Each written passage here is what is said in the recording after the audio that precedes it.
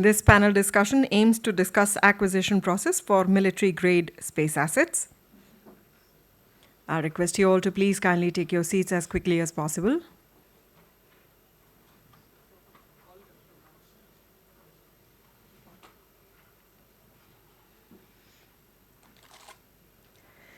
The acquisition process for military-grade space assets involves a meticulous journey encompassing research, development, qualification, and testing phases. This multifaceted approach encompasses cutting-edge technology, strategic planning, and industry experts collaborating to align this process to the agility desired for defense space requirements. So please join me in welcoming on stage the esteemed Chair, Lieutenant General Dr. Subrata Saha, PVSM, UYSM, YSM, VSM, BAR, retired, member, NSAB. A very warm welcome to you, sir. We warmly welcome in our midst AVM Rajiva Ranjan, VM, ACAS, Ops, Space. A very warm welcome. He's also the moderator as well as one of the panelists. A warm and hearty welcome to all of our esteemed panelists. We warmly welcome Colonel Manik Anand, Aerospace SIS Division, Department of Defense Production, Ministry of Defense. A warm welcome to Colonel Kuber Kandadai, ENY. Mr. Arpan Sahu, COO, Callidio. Mr. Vinod Kaul, RVP South and Southeast Asia, Gilat Satellite Networks. Wing Commander Satyam Kushwaha, Director, ISPA. So there they are, ladies and gentlemen. I now hand it over to the esteemed chair. It's over to you, sir, to take the session forward.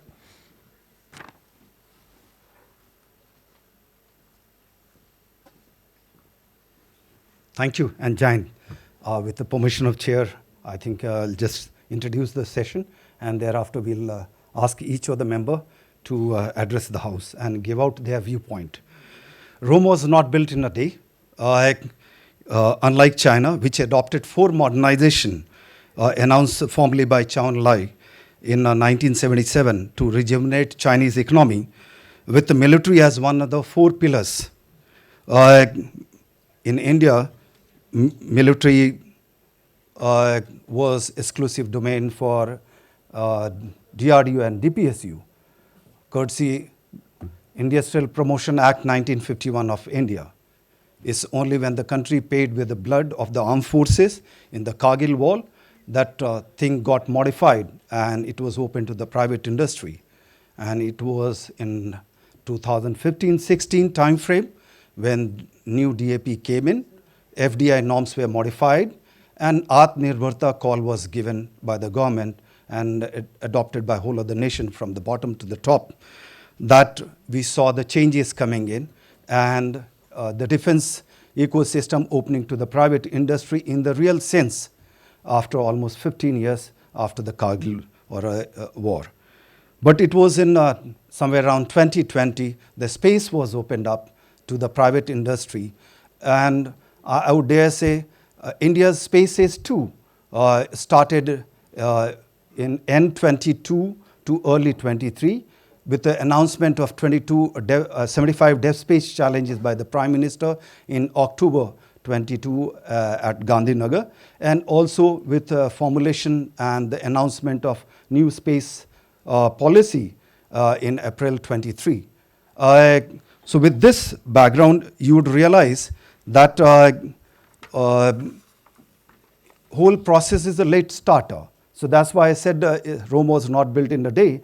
The processes, etc., has to be reviewed, and we need to go through the journey, feel certain pains, or otherwise, if we are smart, find out what are the things which are pinching us during the procurement process for the defense space assets. And in this, we would have members giving out their viewpoint. One of the things I would like to bring out is space requirement, which we developed over the process, which was one of the key point of the earlier session. In my view, until now, the requirement was spelled out largely by the ISRO and DRDO and the scientific community. We used to only say this is what broad requirement, and a whole lot of thing was iterated by them.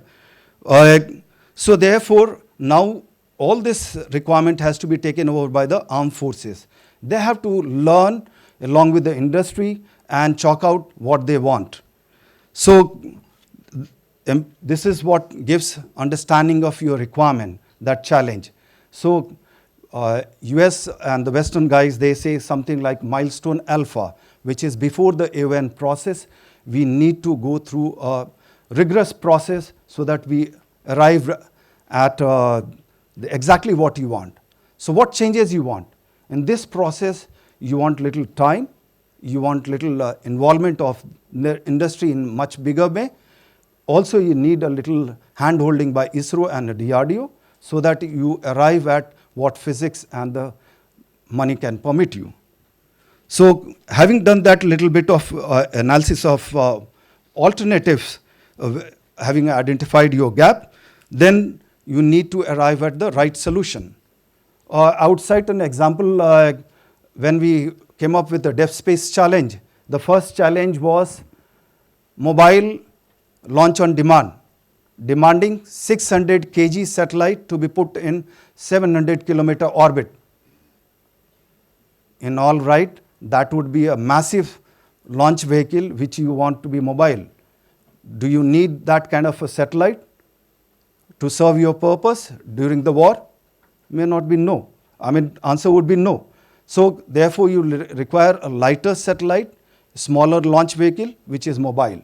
So that is what I said, sitting together and arriving at the correct alternative what you want based on your gap analysis. Also, limited quantity is there. So MOQ, etc., does it meet the industrial requirement, the breaking of the cost, or are they going to charge you little high, which as compared to the state entity where the cost was little low? Next thing is launch vehicle. A whole lot of things are there, and I would leave the floor to my fellow panelists and also to the chair to air their views on this particular subject. So may I request you, please, sir.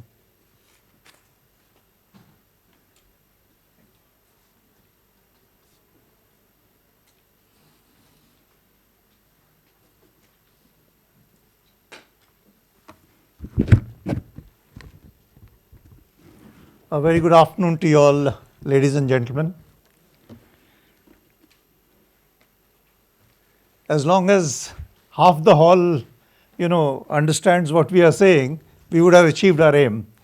So, thank you very much, Dr. Pavuluri, President of the SIA, for giving me this opportunity.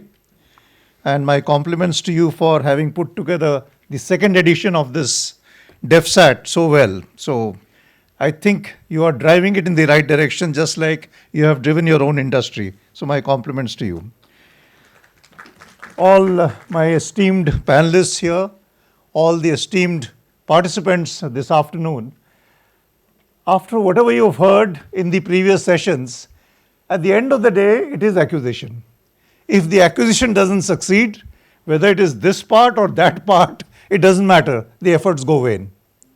So I think this is the crux, to my mind, and my whole and sole purpose today, because General Panu told me that they are compiling a report after this. If we can contribute to the report that you are making, and if you can pursue what we are recommending, I think we would have achieved our aim. Why is it that we are talking about the acquisition process? You all understand. But I think more fundamental is to realize the fact that our current defense acquisition procedure, erstwhile defense procurement procedure, frankly is not relevant to space. Why I state this upfront? So that there is no ambiguity, because that was our legacy system, which is still struggling to transition from buy global to buy Indian. It is a massive struggle for those of us who are in the system. We know it. It comes with a lot of issues, complications, sometimes political, sometimes economic, just name it. There are too many complications in that. So, do we want to actually go that route, unnecessarily go through that grind, or can we find a smarter way? So, that's my point number one for you to consider. If you look at what got introduced in DPP 2016, Make 1, Make 2 and so on, till date, Make 1, which actually is what, something like the space requires, is still struggling in the tug of war between DRDO and the industry. Because the DRDO enjoys veto powers, which is under review now, on to decide whether they do the project or would they give it to the industry or academia, as it were. So do we want the space also to go through the same grind? Well, it's for you to ponder about.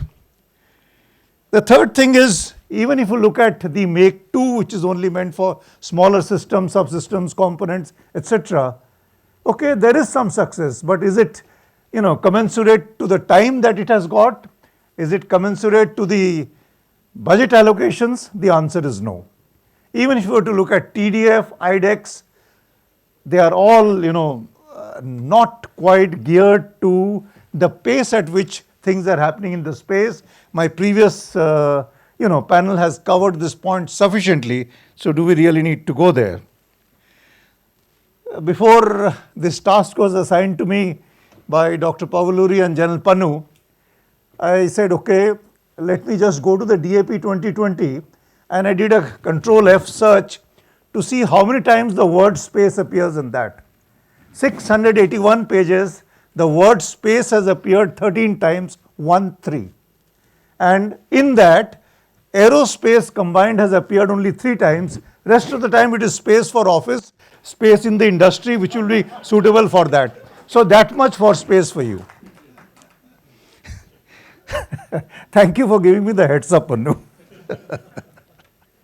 Right. Now, quite often I get this, brilliant suggestion from people, and those who have given it to me don't take it amiss, that let's have a separate chapter. Please, a separate chapter is a compromise solution, and don't go for compromise for cutting edge, next generation age, call it what you will. Look for something afresh. It is not as if we don't have past experience of separate chapters. We have done separate chapters with shipbuilding. We have tried separate chapters with ICT, and I'm using the word tried because not a single case of separate chapterization of ICT that I know of has fructified. So therefore, why are we trying to find a compromise solution? Please look at it completely afresh, and I think you will be getting the right solution. In any case, do you want the space to move as slowly as the ships? The answer is no. So therefore, look at it differently. You've heard it several times, in the past, in the previous panel, how fast technology is moving in this sector. And unless and until you have the acquisition process following the same speed, you will get stuck. Allow me to give you some anecdotes. Like for example, the drone technologies. And I'll give the example from the opposite side. We have had instances when X industry has succeeded in getting a contract, being L1 for supplying Y number of drones. Because the way that technology is evolving, because the way the industry is evolving, 3 years down the line, actually somebody else becomes L1 because they can give it to you at a much cheaper rate and much better technologies. So therefore, do we want to get stuck with one benchmark price and go for repeat orders, which the DAP allows, at the same high cost? Or do you want to take advantage of the evolving industry? So therefore, my submission, reconsider. We've heard about, that actually a lot of the defense SAT requirement can be covered by COTS with a certain amount of hardening. Now, who is going to define what is this hardening? Have we defined what is mill grade? Thank you, Pannu, for that point yesterday. Has somebody defined mill grade? And tomorrow when it has got to come, let's be honest, does our quality assurance, setup have the know-how to start doing trials and testing for space-based assets? The answer is no. We need a completely different way of handling this new, domain. We are calling it new, though it's not so new. So now, therefore, what? My submission is, people here from the armed forces, let's not get carried away by the past examples. Please don't get me amiss, DRDO and ISRO, of trying to make everything classified.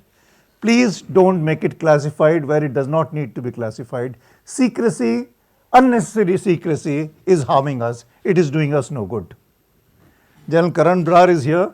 When he was a young, not that he's not young now, younger brigadier, he was part of my team of 6 brigadiers with whom we were traveling the length and breadth of the country, telling people what do we want in the next 10 years. In Ahmedabad, when we were having the session, at the end of it, one of the senior industry people sitting in the hall there, he asked me a question, कि general साहब आपने तो सारा अपना secret हम लोग को बता दिया अगला 10 साल का. So I had to tell him, sir, if you don't mind, I would rather trust you with my secrets than a foreign OEM with the same secrets who will give it to several other countries. So my submission is just be that much secretive, which is a must, and be very, very liberal in trying to be open on how best to be able to exploit the industry. And nothing prevents us from the RFI, request for information responders, to sign agreements with them, make them as bound virtually like our Official Secrets Act, take them on board and then move up. You don't have to keep it open till the very end. So there are methods by which you can, you have to find methods around these secrecy, rules, regulations that we have. Otherwise, we are not getting anywhere. Today, if you see, look at the amount of equipment, testing equipment, all kinds of wherewithal which is there with our DRDO. Look at the amount of intellect which is there in the DRDO, which is not being unleashed because of this damn secrecy regulations. Can we find smarter ways of dealing with that? So acquisition is very much linked to development. So I talk about this business of trying to be a little more easy.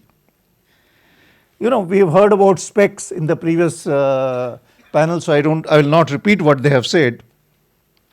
Let me narrate another anecdote.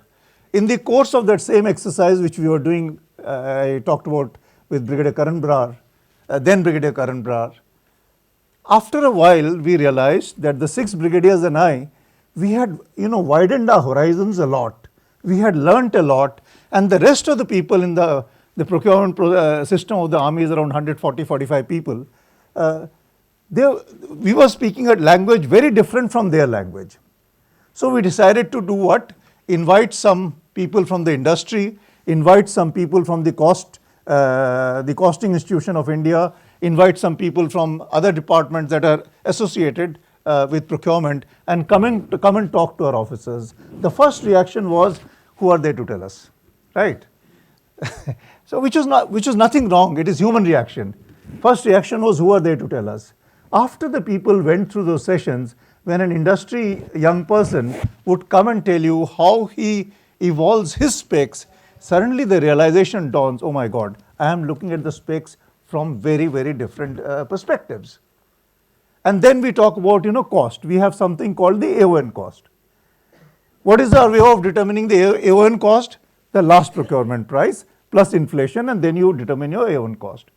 I mean, can you think of applying that method to something to do with these new age technologies, space technologies, next generation space, call it what you will? Can you think of applying that? So therefore, my submission is rely as much as we need on experts in this field. We will be getting it right.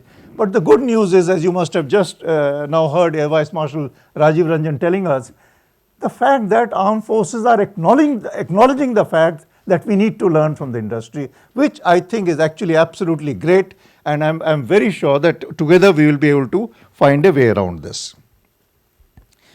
Okay, the next thing is, this is high-end stuff. There are people who have experience abroad, who have come and set up shop over here, and they will agree with me. In our current procurement process, our current acquisition process, beyond the OEM, perhaps at best one more tier, we are completely blind from where are the components coming. We have just no clue. We have basis, sometimes some certifications depending on requirements of IDDM, etc., but otherwise we are going in blind. So my submission is, when you are doing something as sensitive as operating with the space, We've just heard in the previous panel, we are aware today technology allows us to change the directions and the routings of the space if I have the means to penetrate into the others, into the other guys, systems, algorithms, call it what you will. So therefore, unless and until we illuminate the multiple tiers from which the entire supply chain is being built up, we will not know how to do it. Is this provision there in our DAP? The answer is no. So when we make the DAP for this, I think we need to exploit that. So I think I'm getting to the close of my time. So just to wrap it up, recently in this budget, the Government of India has announced 1 lakh crores for deep technology, for both startups, industry and everybody. So therefore, I think this is the right time. SIA must pick it up, push it, become the leaders to see how we evolve both the design, development and acquisition of this and take advantage of this initiative or the announcement that the government has made. So on that note, I will stop here.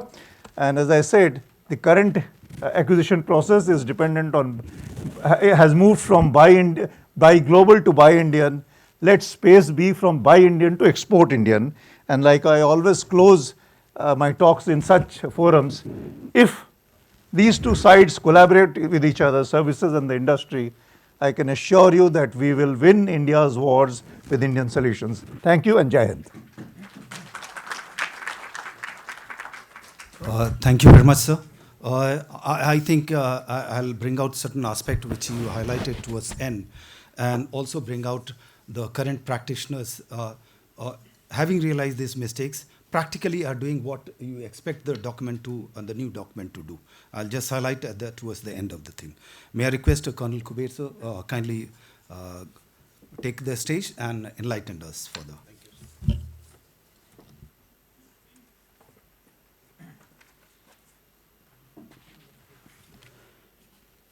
Thank you, sir.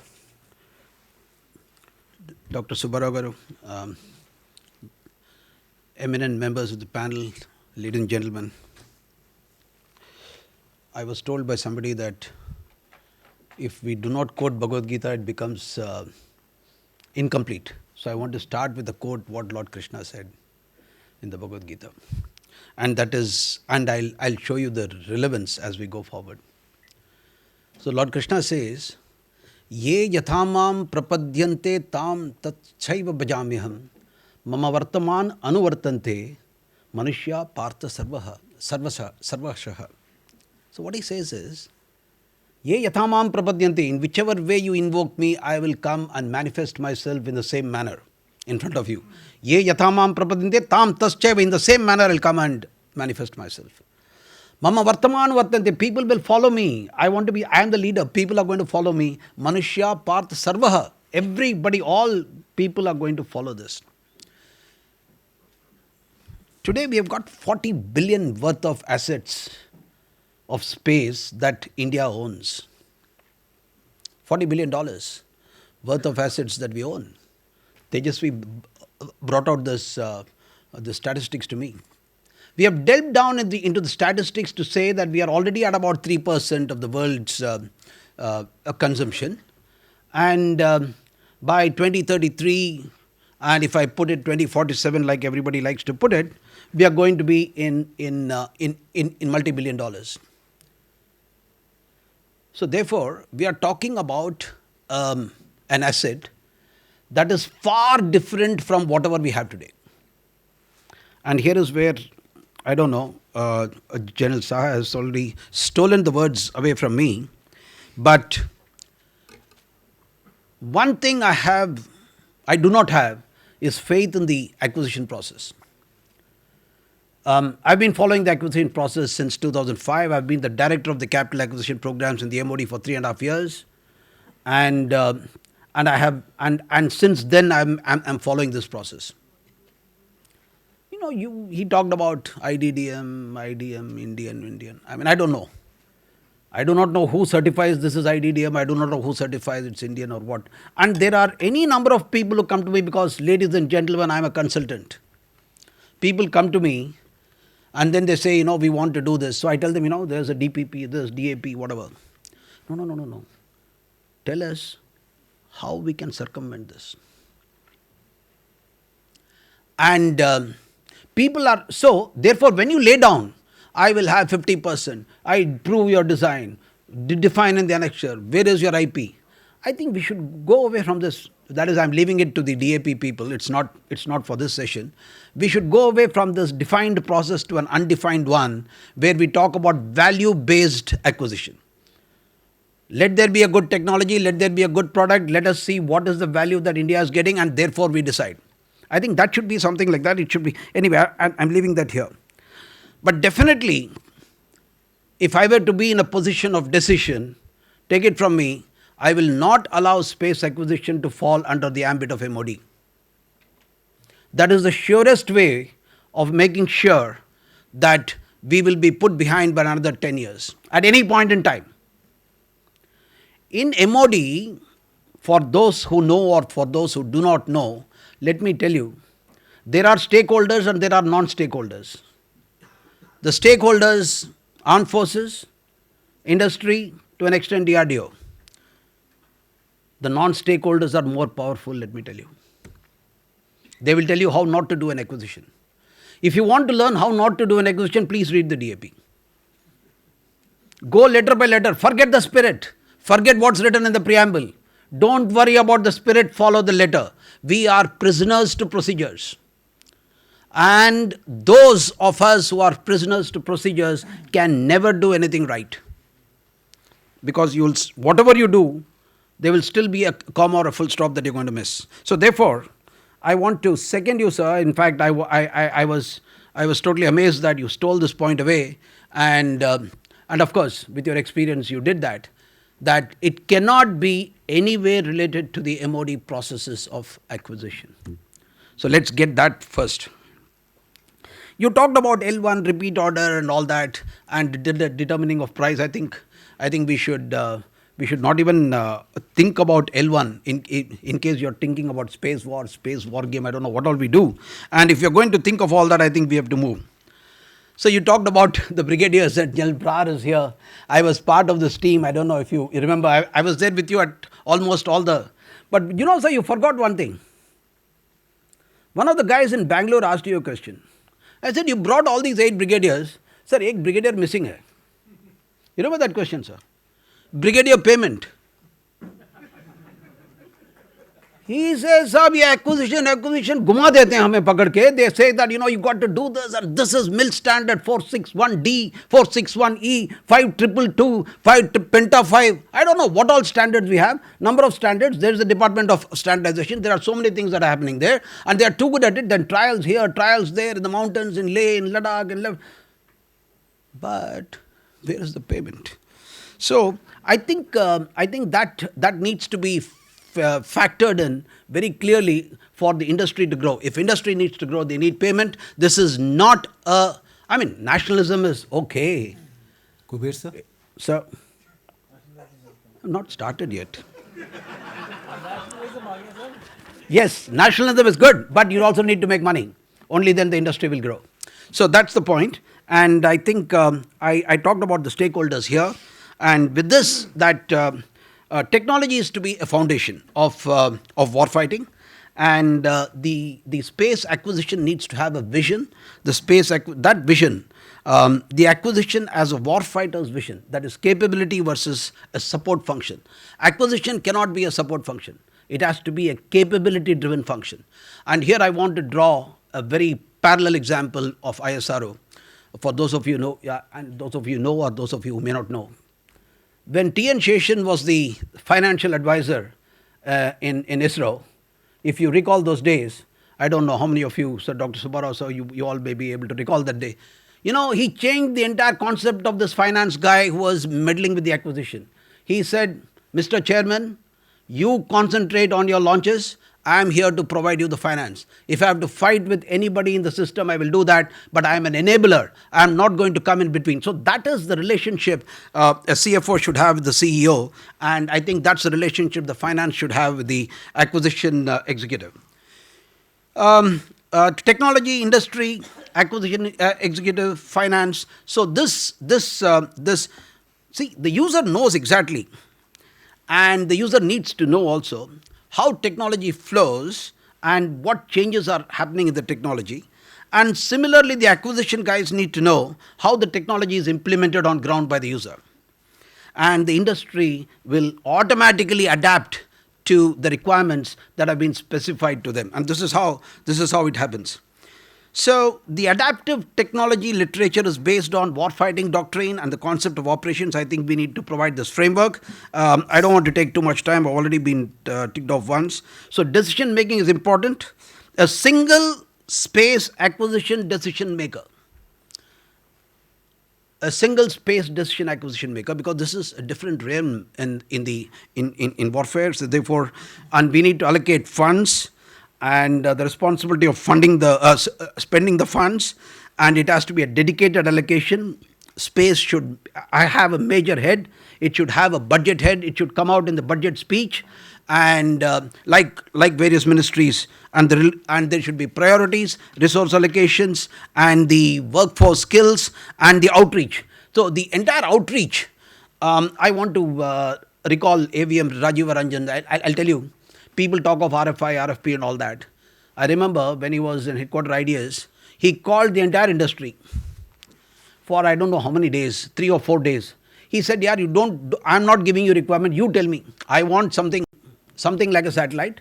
So to do this, what all we can do? Let us go on a collaborative arrangement. Let us try to see how we can complement each other. Let's try to see how we can put the thesis, then I'll come out with an RFI. I think if people adopt that type, I thought that approach was extremely forward thinking, and I think if that type of an approach is adopted, that is something that it was a treat to see that.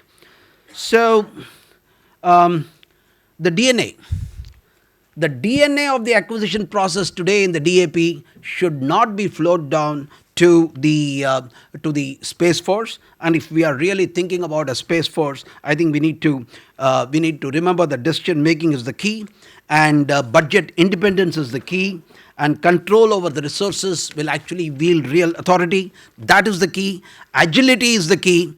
Synchronization is the key, and there should be a cap.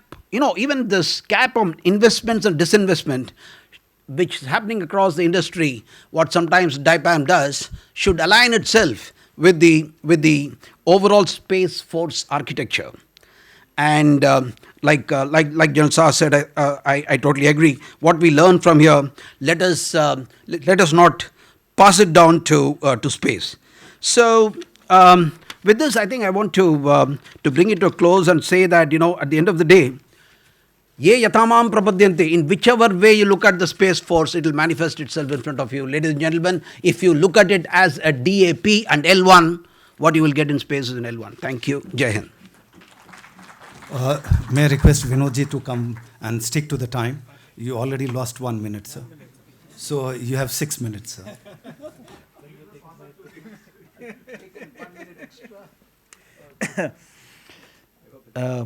Thank you, Chair. Thank you, ABSM Ranjan. Thank you, SIA, for making this event successful every year, and I hope we'll be growing it more next year. Just to give a brief where I'm from, I represent a company called Gillard Satellite Networks. We're primarily into specialized equipment for ground segment for communicating with satellites up in the space that can be in LEO, MEO, or GEO orbits. We are specialized in very specific UAV terminals for communication, where we manufacture full-fledged terminal for UAVs, business jets, and commercial aviation sector. Coming to the topic, it's I'm very happy to be with an august panel here. Most of them are from ex-army, and they understand the processes inside very well. But I see it from a different perspective, from outside, where we see it. Just to emphasize on the topic, which is basically talking about space assets for the military grade acquisition process. I'll try to limit only to space and why space has become so critical in the modern times.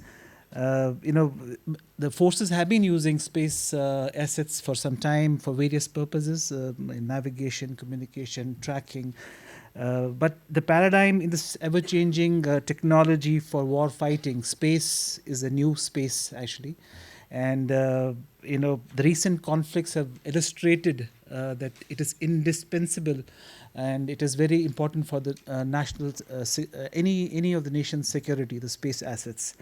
And just to give some numbers, over a period of time, the launching cost from in 90s was $100,000 per kilogram. It has come down to in $10,000 to $15,000 per kg, depending on the size and weight of the satellite. The number of launches which are going from less than 100 in 2014, we are talking about 4,000 plus launches in last year. So it's the startup investments have gone up, and we have, if I talk of the field where I am from, we have new high throughput satellites in both LEO, GEO, MEO orbits, which are giving communication capabilities across in the network-centric warfare. They are proving a great asset. So keeping in the developments, it is various initiatives have been taken how to acquire, how to make space an asset within the military forces. And if you see, US has been much advanced in this front, followed by Russia. But if you see in the regional context, our neighbors in the last 5 years, it's a triple-fold jump in the number of space objects which have been sent in the space. So if we have to see in the next 5 years, how do we change the process of acquisition, the space, which is really a new asset and an important asset for the national security? I think we need to have a very different approach.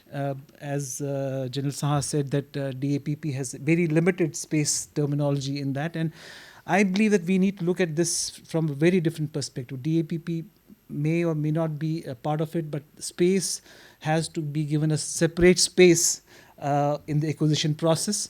And we do have a defense space agency, but I think many nations are following a space command, and it is getting formed as a separate command. You have Army, Air Force, Navy, and you have a space command also in some of the countries.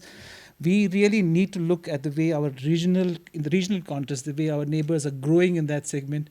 We have to really look at it on a war footing basis, how in next 5 years we look at acquiring and changing the way we are buying and inducting space assets in our system.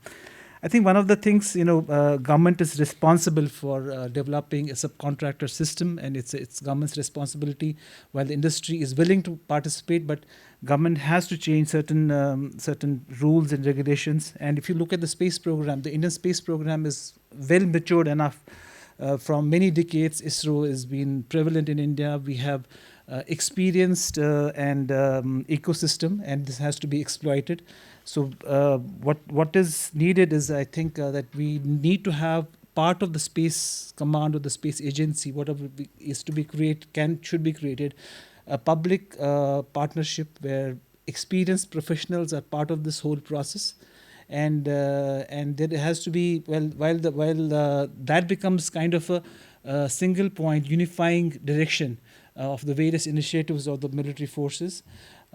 Besides that, while we do this process of acquisition, the implementation becomes a very critical part. So when we implement such kind of startup projects along with the military forces, the program implementation teams have to be really, really effective and ensure that the success of every program happens, and any change is to be incorporated into the system.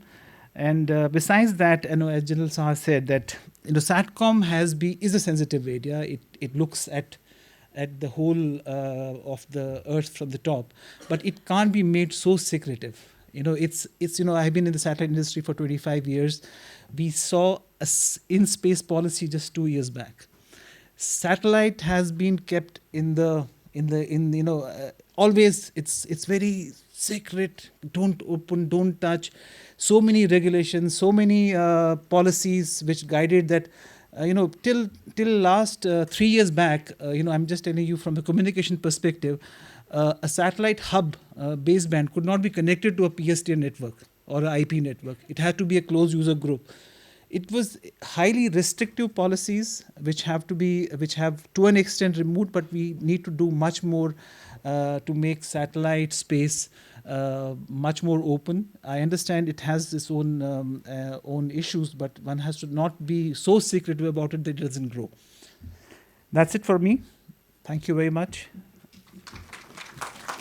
Thank you very much. I hope I Vinodji. was on time, sir. Yeah, you are ahead of the time. Thank you. Thank you. You had authorized 7 minutes plus, but ahead of time. Thank you. May I request Satyam to air his views as a practitioner and also maybe from the association perspective which he leads, or the steers the other one. Good afternoon, ladies and gentlemen. Still happy to see a lot of eyes awake. I hope that by the end of my presentation, the state remains the same. I'm sorry, I've got a very bad throat and a running high fever, so I may not be in my best of flows, but still I'll try make an attempt to do justice to the subject. Firstly, the seniors who have spoken before me, both the General and Colonel Kuber, have said much about the subject from my domain expertise. To be honest, I don't have a domain expertise in procurements. But what I have expertise is being on the other side of the spectrum, where I, as a user of a deep tech technology, what I faced. So I'll give you 2-3 examples, and with that I'll build my story, and then I'll come out with some suggestions which probably could add value to what has been spoken. So I'll give you an example of my first solution that I had made for the defense services without getting into the technical details of it. From the time that the specs were written, they were made for Maruti 800 without AC, without windows, as a poor man solution for a deep tech solution in quantum. And from the time the specs were written to the delivery that took place in 6 months, I had 10 officers who had changed the seat, to whom I was supposed to report and do adult education and tell them what the product was about. And by the time the ATP took place, the requirements was of a Rafale with stealth technology and Meteor missile. Now that is something which really happens on ground when you start doing it. And this is where I think the services need to take note, because what we have are very enthusiastic startups. I'm not talking of the big boys. They are taking care of themselves. They are well entrenched into the ecosystem for decades now. With due respect, they know how to find the way. But I'm more concerned about the likes of my type, who would have taken loans, who would have put their own house at stake, like me, and have plunged into this hope of the Prime Minister's call that make it India. And here this is fascinating space and things are happening, not knowing what kind of a well they're getting into, whether they will come out of it successfully or not. And ladies and gentlemen, this is a real problem.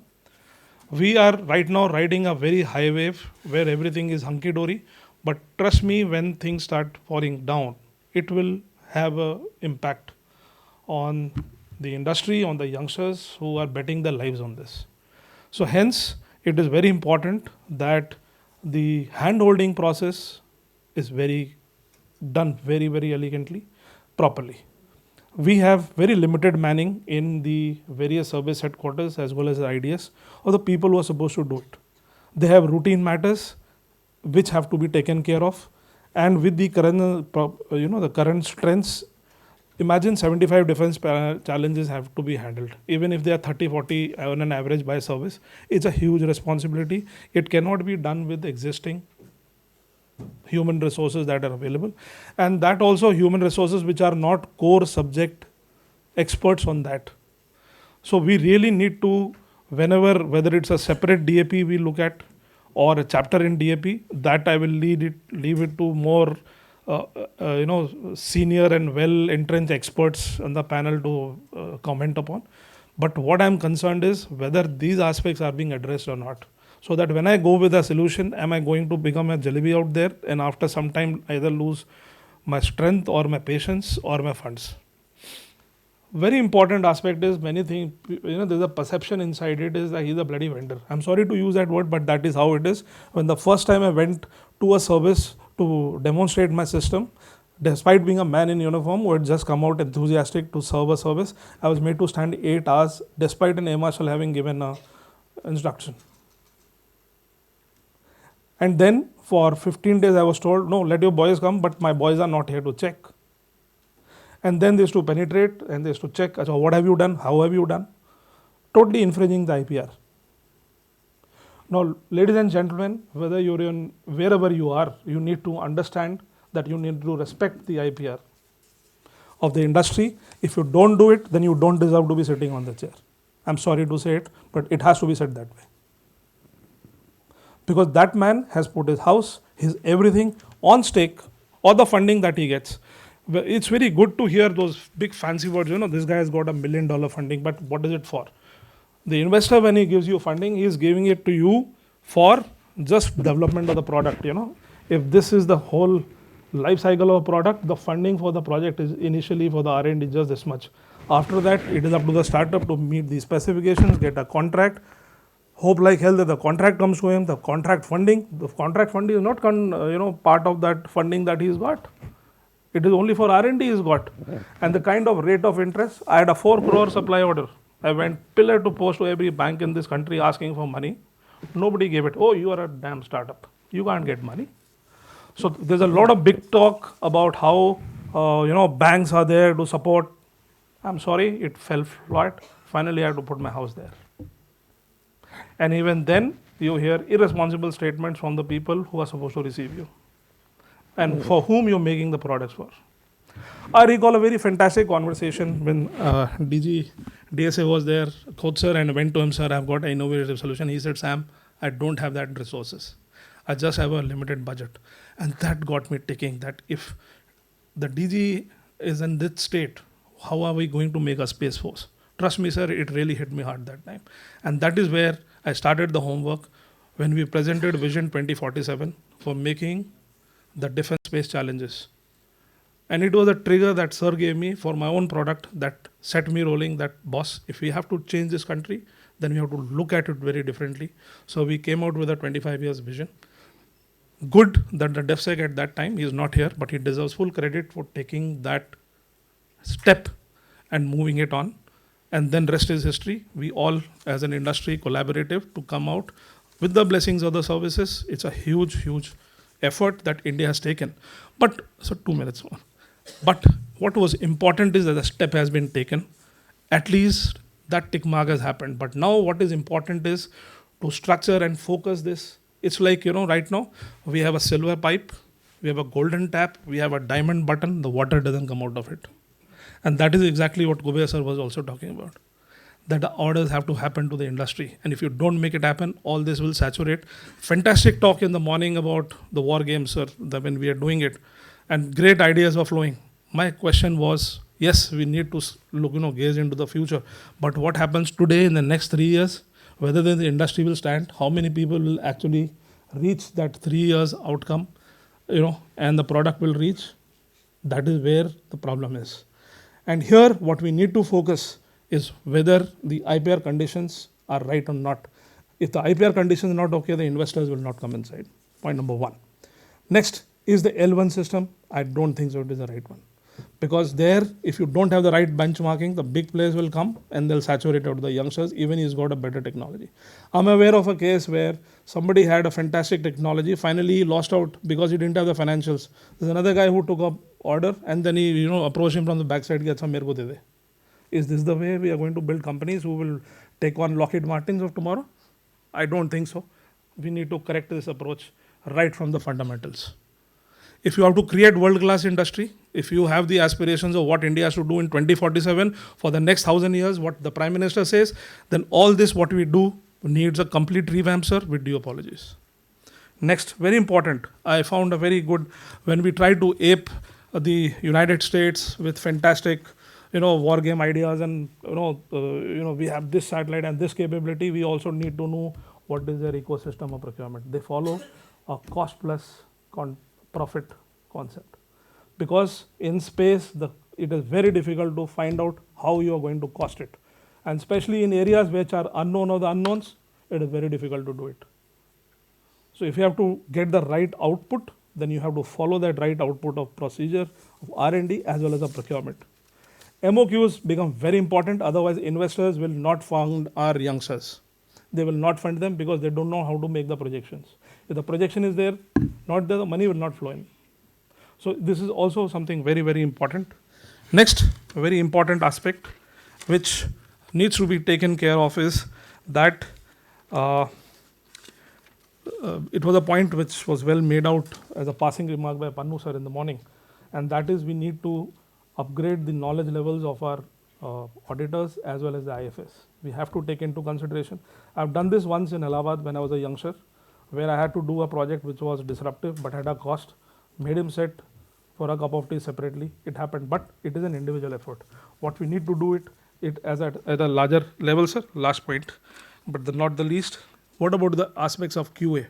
Because once we start getting into the Satyam, you're eating into Manik's time. So the QA aspects need to be looked at. Thank you so much. We'll discuss that separately. Thank you. Sorry, I had to cut you short because we need to listen to the other partner also. Arpan, please.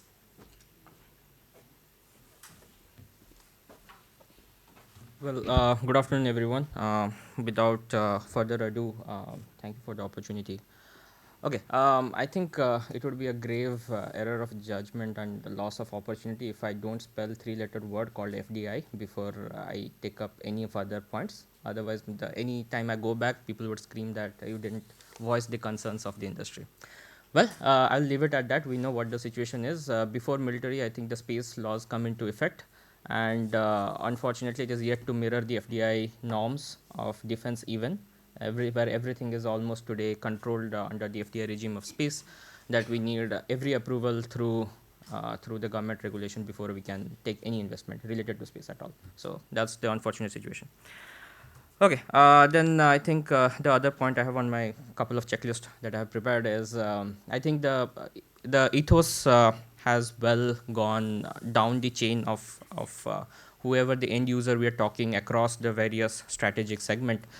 Is I know that we are moving away from the NCNC kind of criteria, but unfortunately it is still to come into practice, where we do see whenever we want to enter into some kind of a POC or enter into kind of an R&D budget, we want to tap into limited emergency procurement systems or any kind of ambitious technology, we are still to see that ethos across all the levels. We know that the support is there at the very top level, this esteemed panel and otherwise.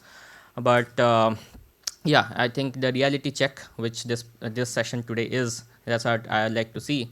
The reality check says, unfortunately, it has not gone down at all levels. That's one of the concerns.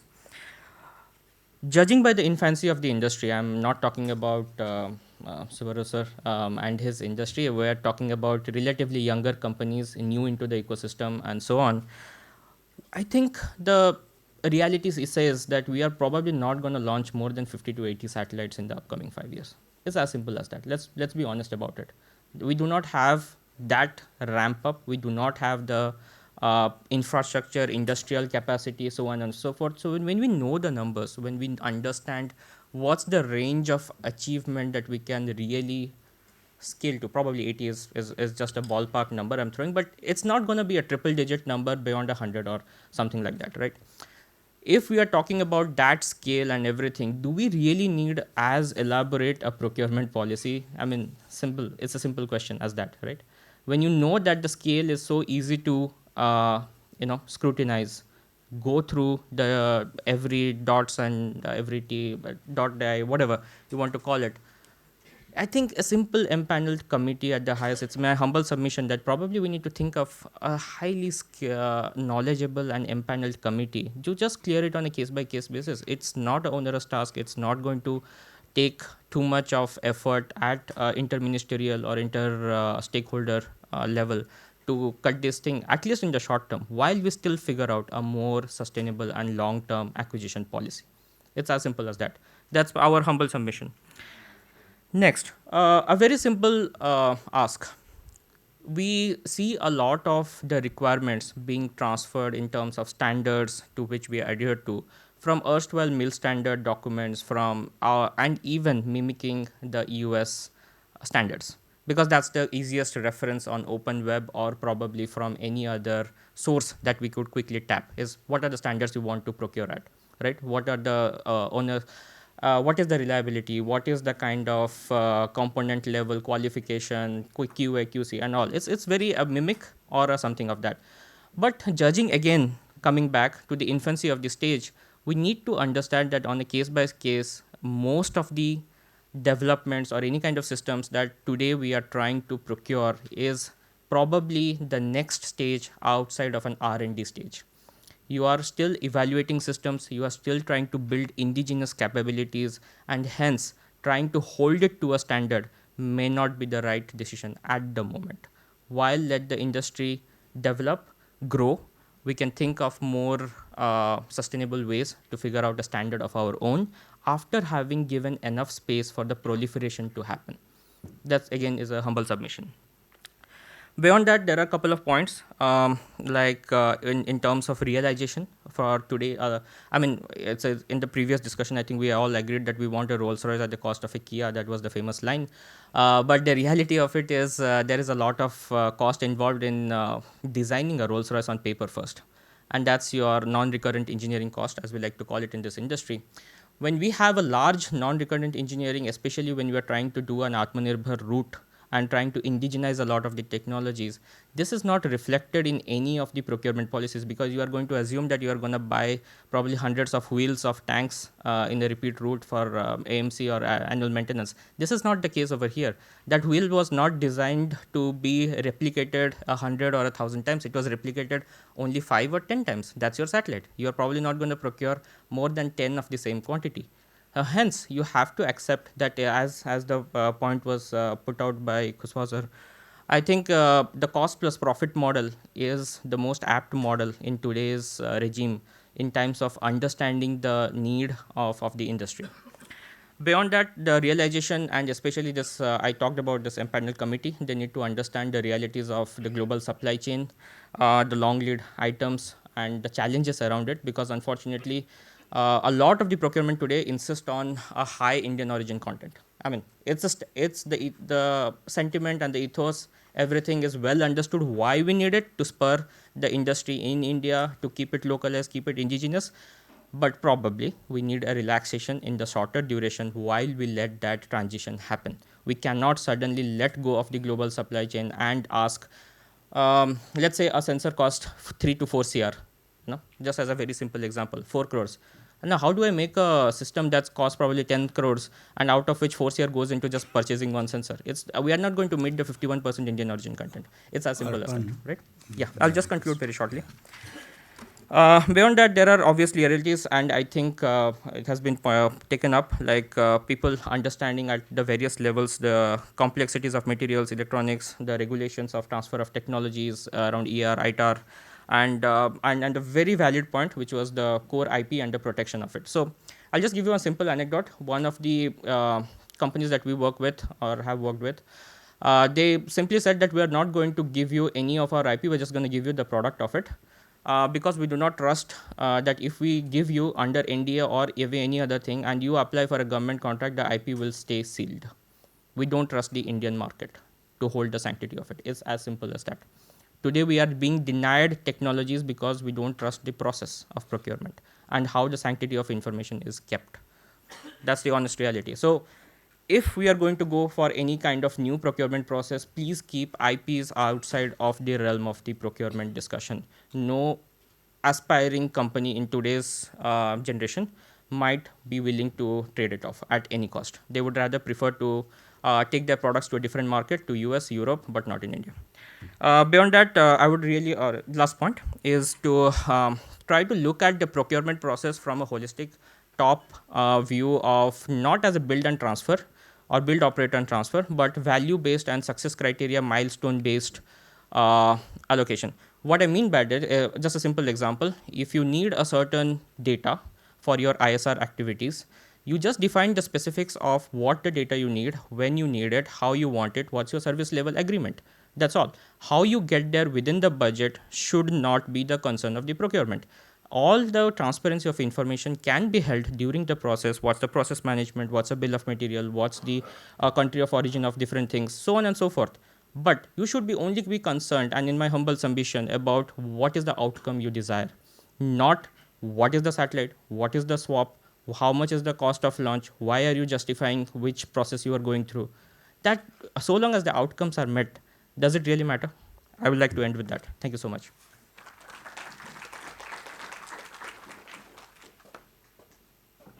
Thank you.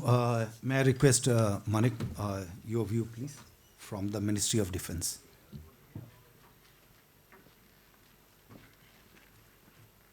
Good evening, ladies and gentlemen. After the gloomy context, let me cheer you up. Today reminds me, Pannu sir, of 22nd March 23, when you were curating that DevTech Summit with Maruf Razaya. So I hope you remember that, sir. So today reminds me something like that because a lot of bashing was going on. But anyway, we'll take on all points. And it is the design of battle. I read the battle very correctly when I told AVM Ranjan, let me come last, because there's something called as perception, there's something called as prejudices, there's something called as facts. I have lost sight of, I was updating my DAP 2020. There's nothing wrong with DAP 2020. Let's put it very clear and correct. It is last 3 years I've been here, I've lost count of how many amendments have gone. And just about 4 days back, we sent all the amendments to the service headquarters, and more in the pipeline. What's happened last 2 weeks itself is mind-boggling. Some will come in public domain up to the industry maybe a month from now, because even the service headquarters are not aware of what's happening. Anyhow, coming to the first point, the government policy is buy Indian IDDM, right? So why? Because we want to become a technological self-reliant country. And what we have seen is, and all the amendments of the IC performa have been changed in the DAP 2020, because we felt that we are a nation of assemblers and aggregators, not technology. I put in writing and record that there's a buyer and seller nexus. What does it mean? It means the buyer in a quick time frame wants to procure equipment, maybe in high-tech equipment, from anywhere and everywhere. And what does seller do? He wants to become L1 at any cost, sourcing his components even from inimical sources, which is against the government policy of 2020, post Galwan, but it's happening. But this is how it functions, okay? And Jan Khandari is not here, I'm sure he would agree, because we get a lot of representations from the industry. And if somebody comes to my office, there was a very well-wisher who has said, and it's come that from the Raksha Mantri's office, that have you ever checked what goes into a Buy Indian IDDM? Have you gone and inspected the factory premises? Have you checked where the software is coming? Have you checked what he's claiming to be Buy Indian IDDM actually it is? Which I will not make a sweeping statement, it's not being done. But now time is up for all such people, and they can close shop. Point regarding the QRs. End user. I've been part of 50 PFTs, okay? PFT stands for Project Facilitation Teams. AVM Ranjan is here. We have been to so many conclaves and we have been coordinating our efforts for the last 3 years. He himself told me, Manik, there's something called as EEP, Enhanced Performance Parameters, which beats the L1. But are the service headquarters ready to do it? Sir, हमारे को test करना पड़ेगा. I had to literally force it down. Please do it. Please separate the wheat from the chaff. Sir, how will we make a quantification criteria? There's so much, but 2-3 places, at least wherever you are there, you pushed it, and everything is in DAP 2020, amended as on date. It's only that we don't know it. I know space startups who've got all the funding, 15 crores. The guys have not read DAP. I don't know how many of you read DAP 2020 and amended version and the updated versions, and how many have kept track. I just don't agree with what has been said. L1 is not preferred. We have already, in our internal deliberations in the DDP, we have said, okay, indigenization comes at a cost. We're ready to use the costly equipment. But is the Indian industry ready to do that? I'm afraid It is not. Timelines. Defense space missions. Do we really know how we have gone about it? It's been 1.5 years, the feasibility studies. I'm monitoring 18 of them personally. Not even one feasibility study complete till date. What is the issue? We don't have domain specialization. And if you want this space thing to, progress, there are 5 things. There has to be leadership at the highest level. There has to be ownership. There has to be synergy. There has to be domain specialists. And there has to be total quality management. Satyam has been given a mail. SIA is busy with this conclave, so I didn't send them. He has been sent a list of things which we are own from my interactions the last 1.5 years of space industry. And we've asked them to give us the feedback, including TOT of various space grade items. Is that right, Satyam? And I think you're going to give us to 15, and I'll spend them. Mr. Gambhir is here. He said, send it to me. I said, no, you will get this dev set over. We'll send it to you. So, yes, different chapter. Saha sir, yes. I raised this issue during the first ISPA conclave in April 23. I said, do you want a separate chapter during closed door discussions where the highest people in the NSCS were also there? And we have given this point 1 year back, but nothing has come to us. So we have said, okay, fine, it's okay. But again, we have started the process that a chapter of DAP, obviously, there are veterans who are telling me that the service headquarters have to have the capability development plans of space things. And AVM Khoth confirmed to me yesterday, sir, that he was heading the DSA not short like back, that we are already having the capability development plans for space projects. So if that's being done, it has to go to the AP. So it is in the industry, and Jal Pannu has already confirmed that, I think, sir, he's working on maybe a chapter, and we'll see whenever it comes. This is such responsive time. You're missing the bus. Okay, whatever has been asked by the industry, the make procedure, Niti Aayog is already, and I'm privileged, I know the draft report. I can't share it in right now, the contents, but each and every aspect told by the industry has been checked on ground. The Honorable Raksha Mantri had made a committee, and that committee is about to get a report in 15 days' time as to what can be done better to this wonderful document called DAP 2020, whether it is orders, whether it is MOQ, whether it is this thing. We all understand that orders is a problem. You have to have return on investment, and we all understand that you have to also earn. Even the DPSUs do that. If you guys don't want, where will the money come for R&D? How will you show your investors who are pumping their money? They are doing it for returns. So we also know that you require this thing. Hand-holding, yes. We are mentoring a lot of startups. IDEX. When I came in 2021, IDEX. 1.5 crores. Then, within 1 year, IDEX Prime. 10 crores. Now, Aditi. 25 crores. TDF. Make 1, 2, 3. General Brar is sitting here. I went to the Hanuth Ops room, sir. Therefore, yesterday we are having the ACAS autonomous drones, which you initiated that thing. And what I saw on the board, light tank, FRCV, the cases which you initiated. And all the timelines were written, all under Make 1. TCS, the Tactical Communication System for the signals, for the Indian Army. It's through. First Make 1 success. This is going to be a trend setter. So Make 1 is also going to be, is up and kicking. And I'm sure General Brar can take a feedback from the present staff as to how the FRCV and the light tank cases under Make 1 are going. We've asked ISPA and now even SIA if Make 1 program, the DAP says 70% cost, but somebody told us 90% cost, and we are ready to for that. Manik, we have to wind up. This is very important because otherwise people are going to go away with a lot of misconceptions. RFI stage, the DAC has approved that RFI stage, the service headquarters have to give what are the niche technologies have to be indigenized. All end users have to certify what technology, from what source, ex-indigenous, including the maintenance aspects, input, output device, protocols. The DAP has been amended to that extent कि भैया कहाँ से आया आपका software, कहाँ से input output device आया आपका, क्या मेंटेनेंस फिलॉसफी आपकी, क्या आप इक्विपमेंट को मेंटेन कर पाएंगे कि नहीं इसके बाद. To that extent, it has been amended. I'm sure 95% of the end users have not gone through these provisions, and that's how it is.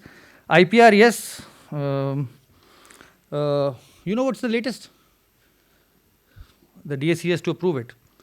We are also calculating that giving award of an IP to a startup, which can be used as a bank guarantee when the contract is there.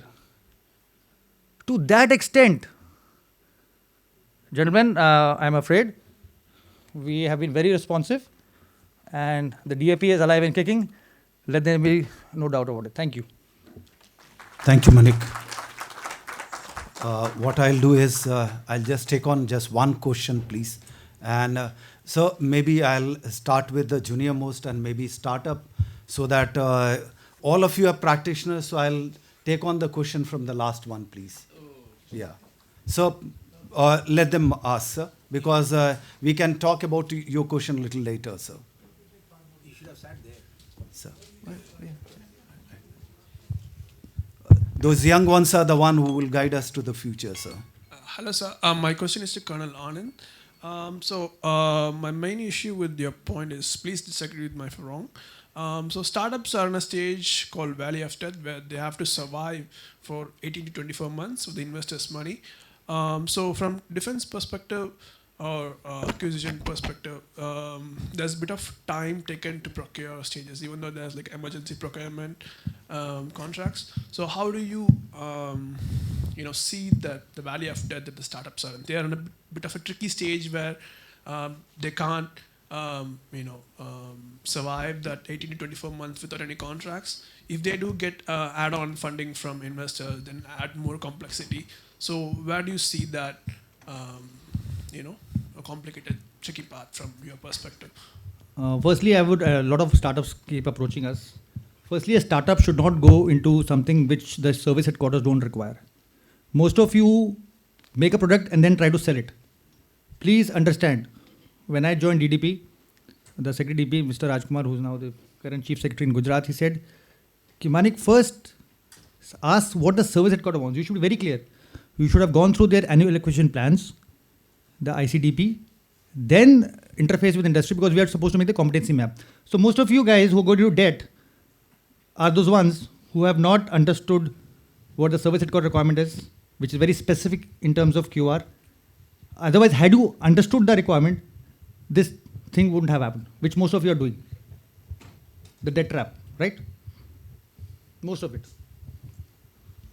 Okay, I'll take on one and thereafter to you, sir. Thank you, sir.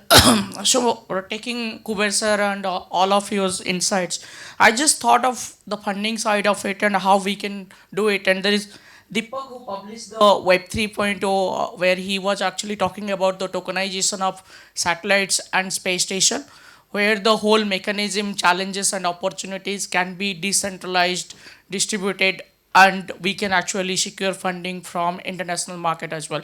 So I have not heard that from you guys here. So what the Indian Defence Forces thinking about it, because the secrecy is now out and we have ready to sell out our IPs as well. So what do you think about it, and how do you see that inspiration coming from youngsters like us who have been already working in deep tech space like blockchain and AI, and we can contribute to the ecosystem going ahead? Thank you. So, $112 million is the investment that's gone into startups last 2 years. It's an extremely high figure, even if you compare with the international standards. That's number one. Secondly, I heard a few whispers that the government is seriously working to create a national, what we don't have in India in this entire ecosystem is, that friend of ours talked about the Valley of Death, and it's not the Valley of Death I'm really concerned about. What I'm concerned about is after your Series A, when you come to Series B type of funding, we don't have funds in India which can actually fund you that. We don't have funds. You're looking outside the country. So today, you may be aware that, which was this fund? There was a fund which was created in Maharashtra by the Maharashtra government. IDBI fund. I think it did pretty well. 23, they invested pretty well and they made a lot of money. A fund always likes to make money.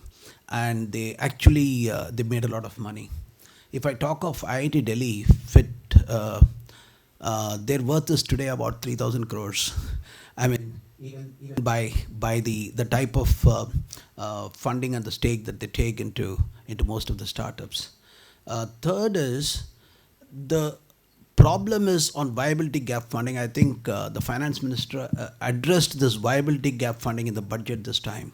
For the first time, I saw a finance minister talking about viability gap funding in the budget. And that's where we are going to see as to where the gap is and how we are going to bridge that. So I think something is happening over there, and I think so. You may be having better inputs in the government, but what I know is that this problem is likely to be solved soon. Okay, just add what he said. Value of death, it's a reality. 80% of the military startup in US, third year they die. You are making your journey from TRL somewhere around 2, 3, and by the time you reach TRL 4, 5, your initial seed investment is gone.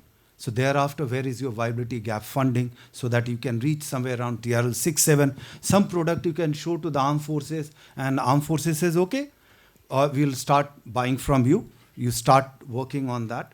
And some amount of some hand-holding also from the bank and other thing comes because they see there is a product which is there. Or the DRDO or somebody comes in, pitches in, and you are there. There is also National Research Foundation, which ANRF, just now the act has been passed, 50,000 crore, thereafter 1 lakh crore by the government in the budget. The whole lot of other things are Department of Science Technology. There are mechanism, but generally the awareness and the knowledge and the mentoring on this aspect is one of the weakest thing.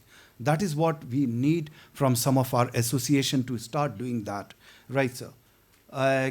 Then comes your IPR. So you can't sell your IPR to the outside as of now. They might allow you to sell some products, okay? And but monetization of the product which is launched in the space, only in the duty cycle when we are going over some adversary area, you want that, but rest of the time that satellite is going around. Can you monetize that? This question was raised, maybe NSAS, because right now still everything, the ownership is requirement is sovereign ownership. It can't go out and we need to. But time will change gradually, right? So one question, sir. Expert. I want to, first of all, thank you very much for the in-depth panel discussion on all aspects of space equipment acquisition. My question is to General Saha and Colonel Kuber. You both being having in-depth experience on the acquisition procedure, you have recommended a new procedure for the space mill-grade space equipment. I understand that for the end user being the same, that is MOD, it may not be possible to acquire equipment with two different procedures from the same vendors to some extent. So what are the immediate changes you recommend in the existing defense acquisition procedure, which say MOD can carry from here and may think for immediate implementation to make it suitable for the industry which is sitting here? Thank you. Would you like to take on? Okay, what I'll do is, one of the biggest thing for the space would be one is fixing of the specification jointly, so that you are assured of the success. It's akin to DPR activity you have to do before you go for the event and the subsequent process. Next thing, you have to do your testing and the trial process, which DAP demands. Space doesn't have those kind of a thing, right? These are the two major things we need to revamp. So, Sir, I mean, when you were saying that, I was wondering whether you're still in the government, because you're talking a government language, that it's not possible. Anything is possible. You just have to change your mindset. If you want to be pioneers in space, if you want to be where you want to be, you better change your attitude. So I think, firstly, let us decide what we want to be. And it's not, I mean, I'm sorry, but it may not be a correct statement to say that just because the user is sitting inside of the MOD, the procedure has to be MOD. Not required. How many times have aircrafts not been bought for VIPs which have been outside of the VIP procedure? Air Force has bought it and given it to them to fly. So it depends upon which is the best stage, what is the best acquisition. It's not about what is existing and what amendment I should do. If you do amendment, you'll only keep doing amendment. And amendments, but I think we need to change this mindset, and I believe it should be a different process. Attitude change, right? Okay, so, let me just highlight, the start point. Today, anything which the armed forces want, even if it is at the stage of the OR only, operational requirement, the decision whether it will be done by DRDO or will it go to the industry, this decision is primarily with the DRDO. Let us be very frank. As armed forces officers, we can get around it, but finally the say is there with the DRDO, and what the DRDO hierarchy says is what is accepted, right? This has to change. Why? Because there are limitations we are aware of within DRDO. Why not? If I was chairman DRDO, I would like to take on all projects as much as I can, or what I think I can. But the reality is, we know what they can, what they cannot. So therefore, this veto, I am calling a loose word, a veto power has to shift away from the DRDO to call it a technology council, call it a space council, name is not important, where the people who take the decision are able to take a more objective and a decision that is going to last out. Okay, second thing is, by and large, our procurement process is meant for equipment that lasts for a very long lifetime cycle, right? Whereas we are seeing the way this whole business is evolving. We have heard a whole session on nano, and keeping our cost factors and other things in mind, most of our requirements, I'm not saying all, most of our requirements will probably come out of the LEO, right? There will be some of the higher, I'm not disputing that, but most will come from there. And that, space is moving very, very fast. And I'm not sure if we are really, inclined to have something that is going to last for 20, 25 years. We would be much happier to do it by a quicker cycle, right? So therefore I am saying, look, the approach, outlook of the current DAP, I'm not for a moment questioning its efficacy for what it is meant. It is meant for long-term, procurements, it is meant for that, capital procurement and so what have you. Whereas this whole ballgame of space is coming out differently, and there are multiple other factors which I can add on. Who is the capable person to carry out GS evaluation, tell me, of a futuristic space item? Who is the competent person to carry out the QA within the current structure for a space item that we are looking for? So therefore I am recommending that have a procedure which is much more simple, which can deliver it to you much faster than what perhaps the DAP can. Can I? Thank you very much, sir. Bharat, sir. Since my name was taken many times, so I'll give one more example. And again using Uri, sir. After Uri attack, there was a team which was formed. There were 5 people. I was then again a brigadier, and we went to Russia. PIFA was part of it. We signed within 30 days 12 contracts amounting to almost $1 billion. And the decision, everything was with our team. So, the point is, if you want to do it, you can do it. All the points given by General Saha, of course, are very correct. But, I have driven all those projects because I could do it.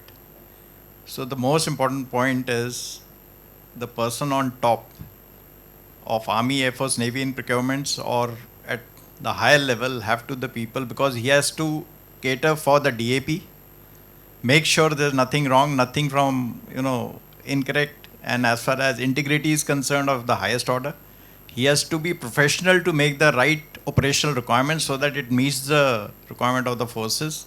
Then he has to be technologically savvy, especially in this case.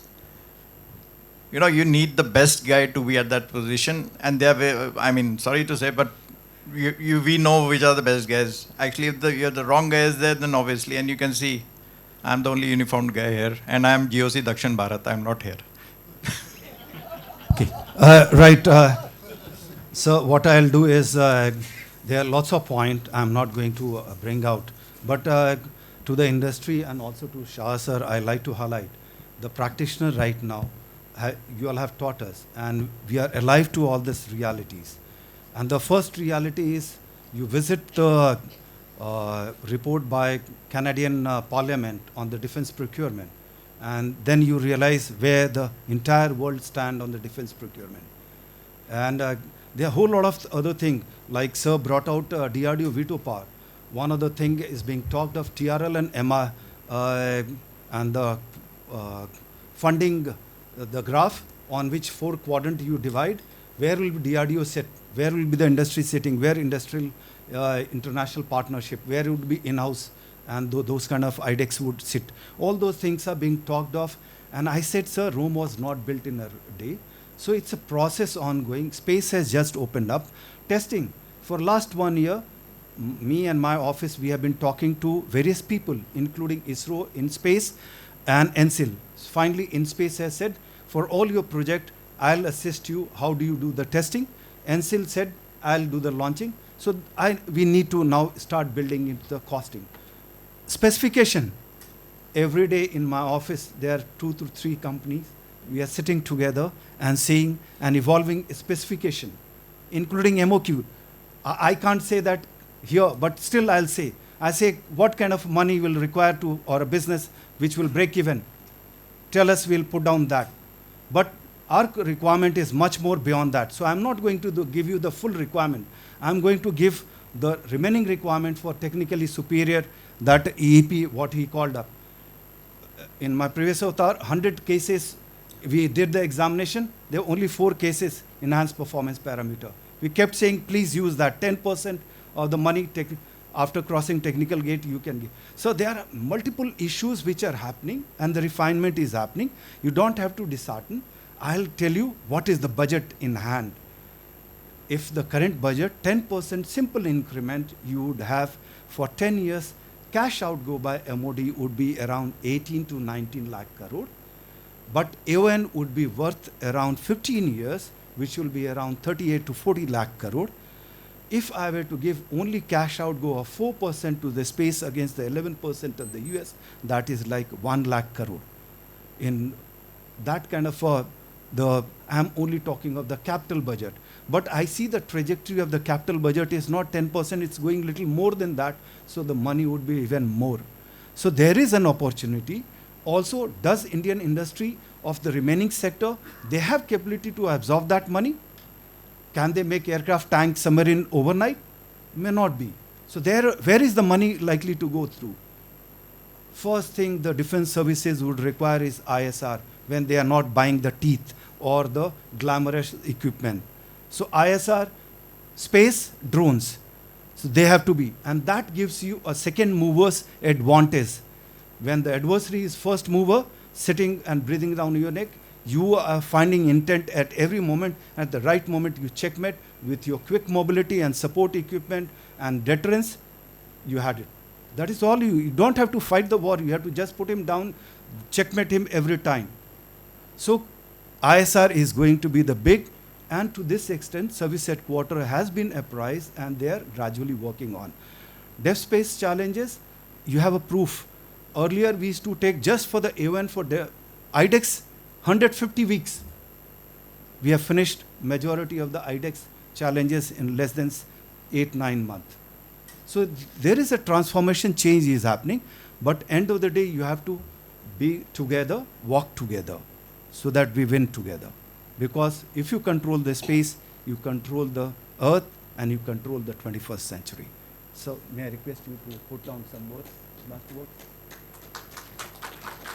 Thank you. So I think what we've heard from both still in uniform was very reassuring to very reassuring for the rest, I must say.